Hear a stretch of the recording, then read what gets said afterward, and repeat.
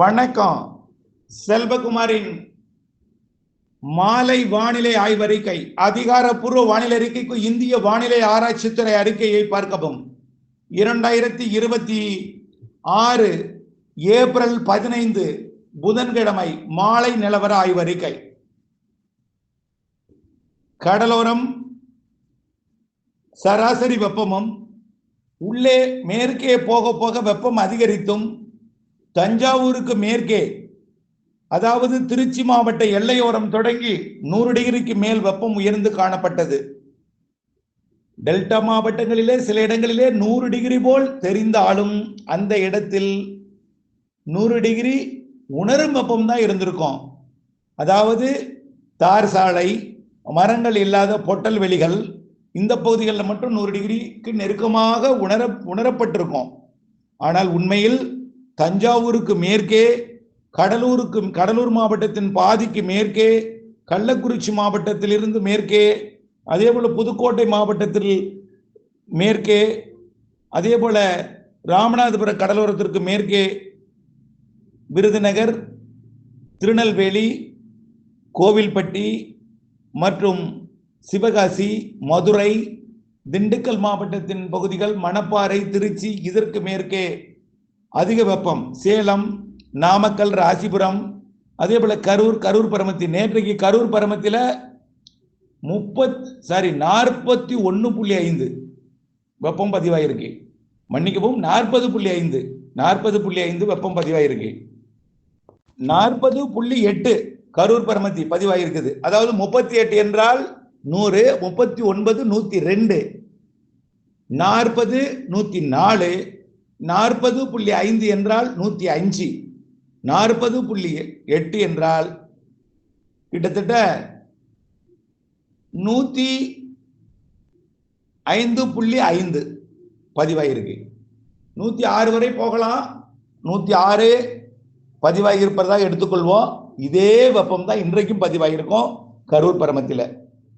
பொதுவாக பொள்ளாச்சி, கோயம்புத்தூர்லாம் வெப்பம் குறைவா இருக்கும். ஆனால் இந்த வருடம் 100 டிகிரியை தாண்டி இருக்கு.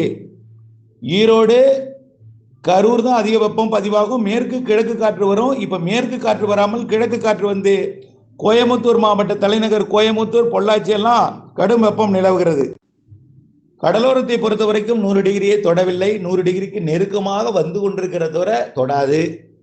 மேற்கே மட்டும் இதே நிலை ஞாயிற்றுக்கிழமை வரை தொடரும். இன்றைக்கு புதன், வியாழன், வெள்ளி, சனி, ஞாயிறு, இன்னும் 4 நாட்களுக்கு இந்த வெப்பம் தொடரும். அதற்கு பிறகு வெப்பம் குறையும். 22ஆம் தேதி நன்றாகவே குறையும். 23ஆம் தேதி தேர்தல் அன்று நன்றாகவே குறைந்திருக்கும். மேகமூட்ட வானிலை, புழுக்க வானிலை இருக்கும். வெயில், சுடும் வெயில் இருக்காது, வியர்வை வானிலை இருக்கும். மாலை இரவிலே தென்கடலோரம், டெல்டா கடலோரம், டெல்டாவின் சற்று உள்ளே கூட தேர்தல் என்று மாலையிலேயோ இரவிலேயோ ஒரு சில இடங்களிலே இடிமழைக்கு வாய்ப்பு இருக்கு. அந்த தேர்தல் அன்றைக்கு பிறகுதான் 24, 25 தேதியிலிருந்து பரப்பில் அதிகரிக்கும் மழை. மாத இறுதி நாட்கள் நல்ல மழை காத்திருக்கிறது. குறிப்பாக தென் கடலோரம், தென் மாவட்டங்களின் உள்பகுதி, தென் மாவட்டங்களின் மேற்கு தொடர்ச்சி மலைப்பகுதி, டெல்டா மாவட்டங்களின் கடலோர பகுதி, டெல்டாவின் உள்ளே, பிறகு படிப்படியாக மத்திய மாவட்டங்கள், பிறகு கடலூர், விழுப்புரம், கள்ளக்குறிச்சி மற்றும் புதுச்சேரி, அப்படியே கொஞ்சம் கொஞ்சமாக கிருஷ்ணகிரி, தர்மபுரி, சேலம், நாமக்கல், ஈரோடெல்லாம் வரக்கூடிய மாத இறுதி நாட்கள் 25ஆம் தேதிக்கு மேல நல்ல மழை பொழிவை எதிர்பார்க்கலாம். ஒதுக்கி தான். எல்லோருக்கும் ஒரே மாதிரியா மழை இருக்காது.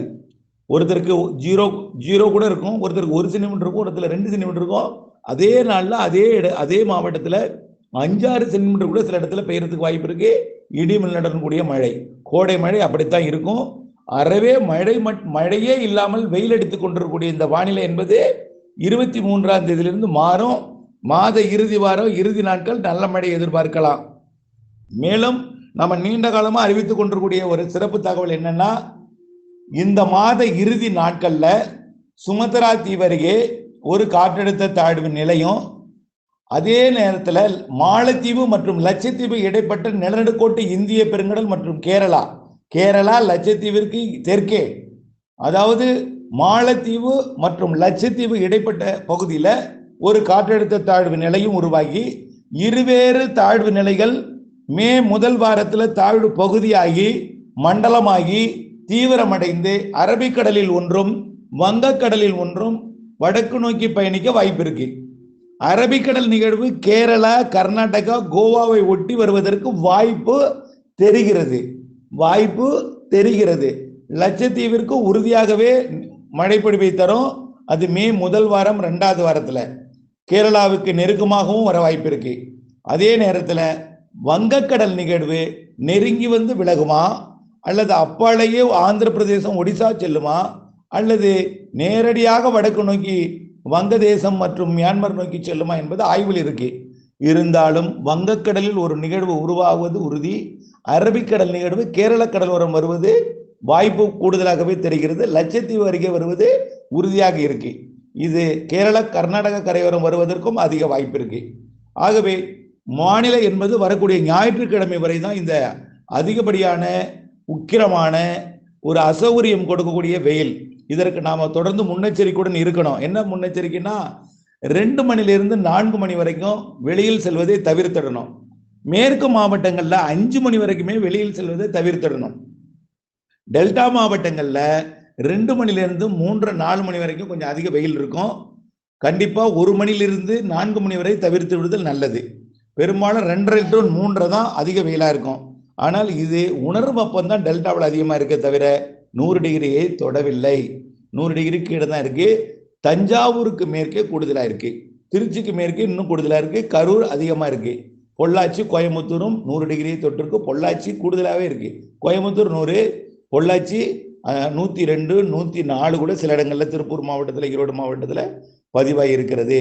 வேலூர் மற்றும் திருத்தணி, சேலம், நாமக்கல், ஈரோடு, கரூர், திண்டுக்கல், திருப்பூர், கோயம்புத்தூர் மற்றும் மதுரை, விருதுநகர், திருநெல்வேலி, தென்காசி இந்த மாவட்டங்களில் அதிக வெப்பம் நிலவும் வரக்கூடிய ஞாயிற்றுக்கிழமை வரை. அதற்கு பிறகு வெப்பம் தனியும், இடிமழை வரை இருக்கிறது. மாத இறுதி நாட்கள் நல்ல மழை எதிர்பார்க்கலாம். ஒதுக்கி ஆங்காங்கே என்பதை நீங்கள் புரிந்து கொள்ள வேண்டும்.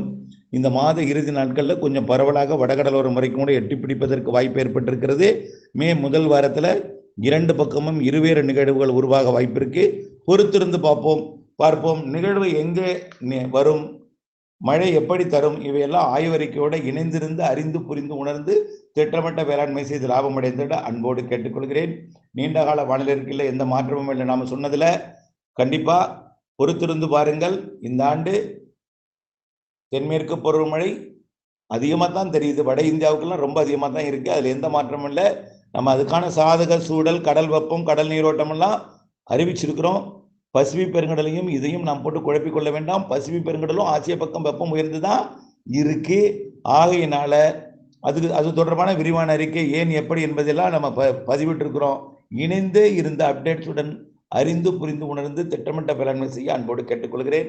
அதிகாரப்பூர்வ வானிலை அறிக்கைக்கு இந்திய வானிலை ஆராய்ச்சித்துறை அறிக்கையை பார்க்கவும். நன்றி.